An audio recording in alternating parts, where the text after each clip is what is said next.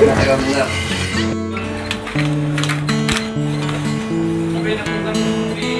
tapos na ba ako magtukit ng damit? Okay, sige, tawagin mo lang kapatid mo at kakain na tayo. Hindi, kakain na daw tayo. Hindi, kakain na daw tayo. Sabi ni Mama.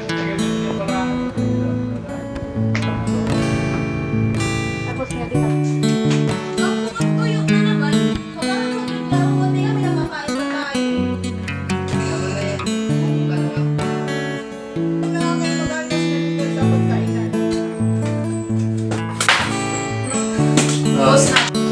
Pwede ikaw na lang muna magugas ang ating pinagkainan kasi may ginagawa ako eh.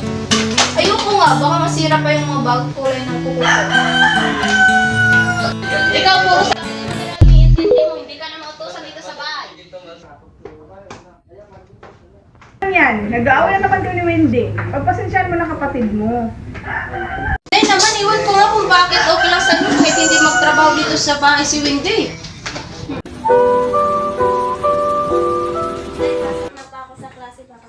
Oo anak, sige ingat. Asan kapatid mo? Ay, iwan ko pa, hindi pa naman po nakabis.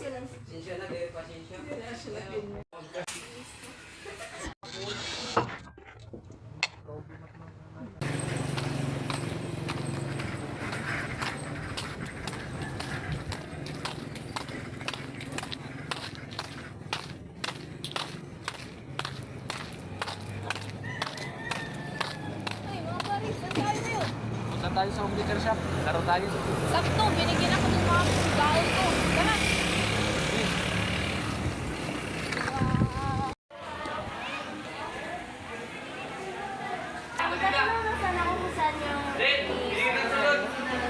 Ayun po sa pangkal. Okay. Sige, salamat.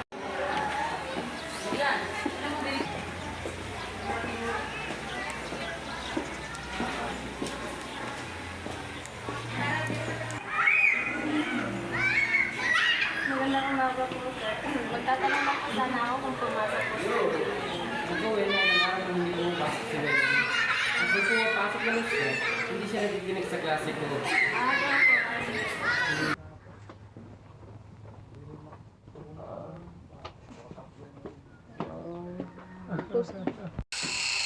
Manakauwi na po kasi.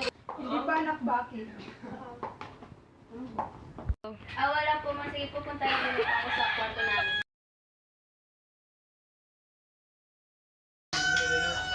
Sige ma'am, sandali lang.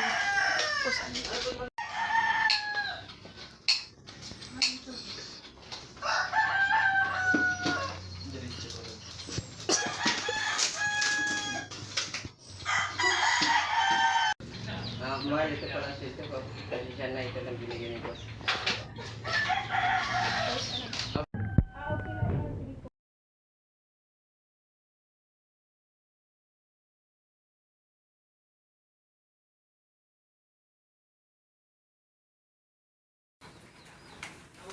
Oh, bakit lasing ka? Di ba dapat nasa paaralan ka?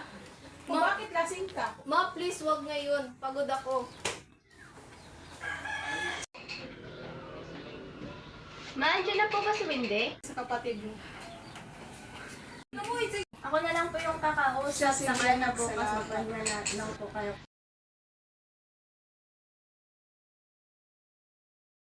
Tsaka malilit na ako, oh.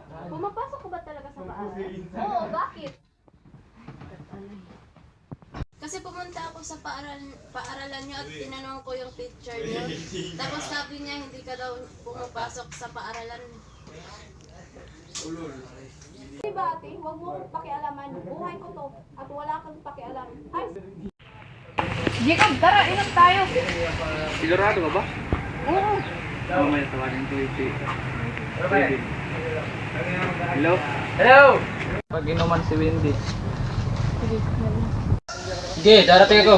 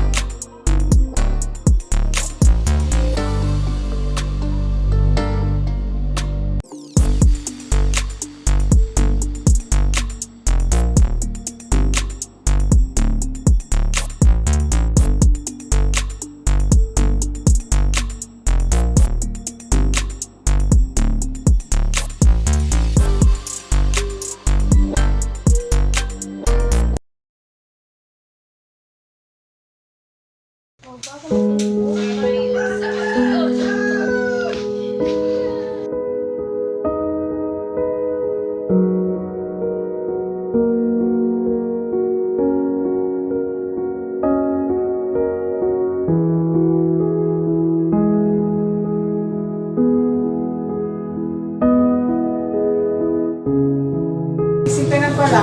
Papasok ka ba? Hindi, masakit ang ulo ko.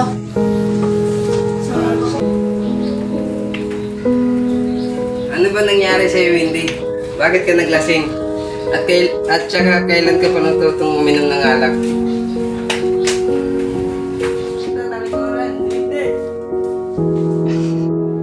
Tama na yan. Hayaan mo ng anak mo. Eh, lumalaki ka na sana yung anak mo kasi ganito. Papa, ba't yun nag-aaway? Akin mo nga yung kapatid mo, sinasagot-sagot na kami ng mama mo.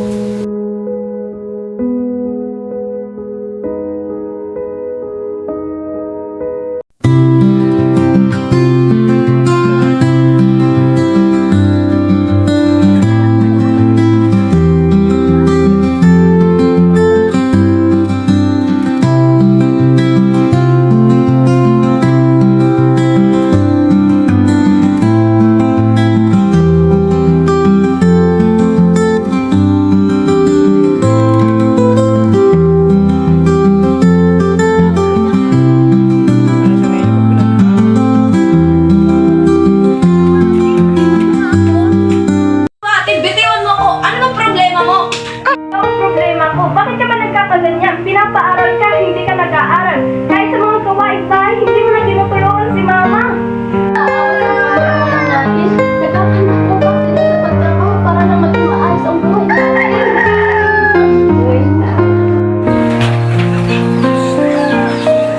Okay ka na?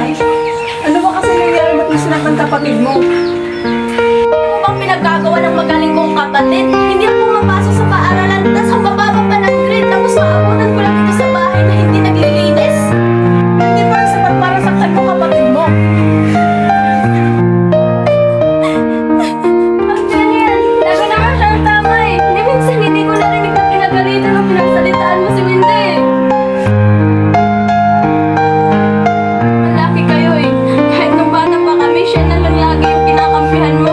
Kahit si Windy, kahit may kasalanan, okay lang sa inyo. Ako, konting kasalanan ko lang. Pinapagalitan niyo agad. Ang hamper niyo, ma'am. Tumahimik ka. Hindi ko kayo pinalaki ng ganyan kaya huwag kang basta sa iyong pananalita. Bakit mo? Totoo naman, di ba? Ate, tama na. Huwag mong pasalitan si mama ng ganyan. Tumahimik ka. Nang dahil sa'yo, kaya nagkakaganito ako. Maluwang ito, bakit nasa labas pa lang ako rinig ko ng mga boses niyo na nagsisigawan? Hindi na kayo naiyak. Kasi itong dalawang anak mo nag-aaway. Ang magaling yung anak ay alam na magbisyo. Imbes na mag-aral ng mabuti at tumulong dito sa gawaing bahay, ayun at mas pinili yung barkada at bisyo. Totoo ba yun, Windy? Hindi totoo ba yun? Sumagot ka! Tama na yun. Bakit ginagawa mo yan sa amin? Ha? Bakit? Hindi niyo alam kung bakit. Kasi hindi niyo inaalam. Puro na lang kayong trabaho. Puro pag-aaral ni ate. Minsan ba, tinanong niyo ko kung okay lang ako. Kung gusto ko ba ang buhay na meron ako ngayon. Mga kaibigan ko lang ang nakakaintindi sa akin. Ay, kulang sa pag-aaruga sa'yo, Windy. Bakit nagkakaganyan ka? Bakit kulang pa pang binibigay namin pagmamahal sa'yo? Pagmamahal? Saan? Pagmamahal? Asan na yung pagmamahal na pinaparamdam niyo sa akin? Ngayong pareho kayong abala sa kanya-kanya niyong mga buhay. Habang ako ito, nag-iisa. Tapos tatanungin niyo ko kung bakit ako nagkakaganito. Takang respeto! Mahal, ano nangyari sa'yo? Okay ka lang ba?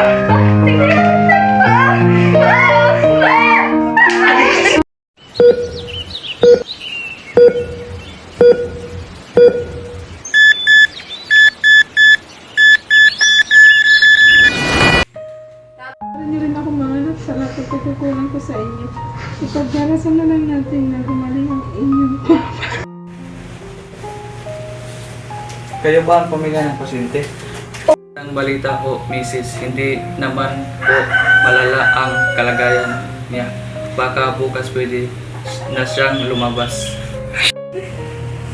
Maraming salamat po.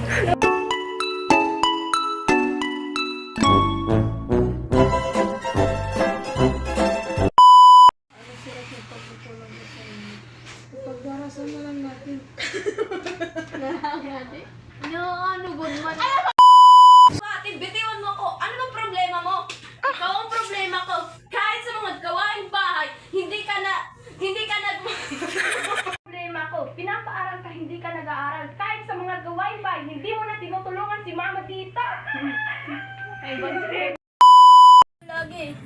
nung bata pa kami, siya na lang lagi yung tama. Kahit si Windy, kahit may kasalanan siya, siya na lang lagi yung tama. Tingnan, may nakakain pa tayo eh. Tama na yan. Umupo ka na nga. Chibag to! Tama na kayo sa mga